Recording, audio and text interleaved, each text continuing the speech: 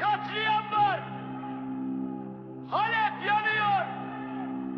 Taş değil insan yanıyor. Duvarlar değil vicdanlar çöküyor. Halep'te katliam var ve dünya susuyor. Sustukça büyüyor karanlık. Sustukça cesaret buluyor cellat. Müslümanız diyenler suskun. Ümmet diyenler sağır. Cami minarelerinden yükselen ezan mazlumun çığlığına karışmıyor artık. Halep'te bir çocuk ölürken ekran başında dualar bile sessize alınmış. Halep'te katliam var. Kürdün kardeşiyiz diyen Türkler de suskun. Kardeşlik lafta kolay ama bedel ödemeye gelince herkes kendi konforuna çekiliyor. Oysa biz aynı coğrafyanın toprağıyız. Aynı acının çocuklarıyız. Birimizin kanı aktığında ötekinin susması kardeşlik değil, inkardır. Halep'te katliam var. Ama burası Filistin değil. Bunu yapan İsrail değil. Bunu yapan dini sloganları silah çeviren, mazlumu rehin alan, kendi iktidarı için şehirleri mezarlığa çeviren DAEŞ terörü ve onun karanlık yandaşlarıdır. Ben yargısız bela. Gerçeği söylemekten korkanlar var. Çünkü katil bizden görünüyorsa susmak daha kolay geliyor.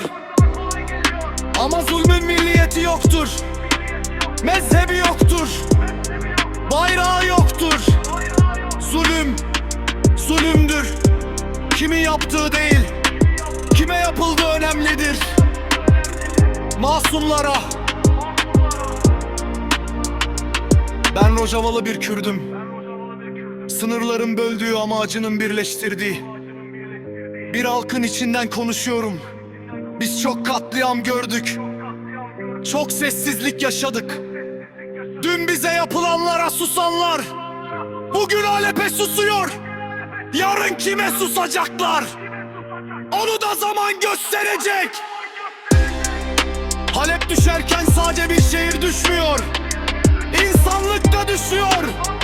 Çocukların gözlerinde korku büyürken büyüklerin gözlerinde utanmaz bir sessizlik var. Tarih bu sessizliği yazacak. Kim konuştu? Kim sustu? Kim zalimin yanında durdu? Kim mazlumun? Benim kalemim silahtan zayıf olabilir ama susmaktan güçlüdür. Çünkü biliyorum bir gün bu kan durduğunda geriye kalan tek soru şu olacak: siz o gün neredeydiniz? Ben buradayım.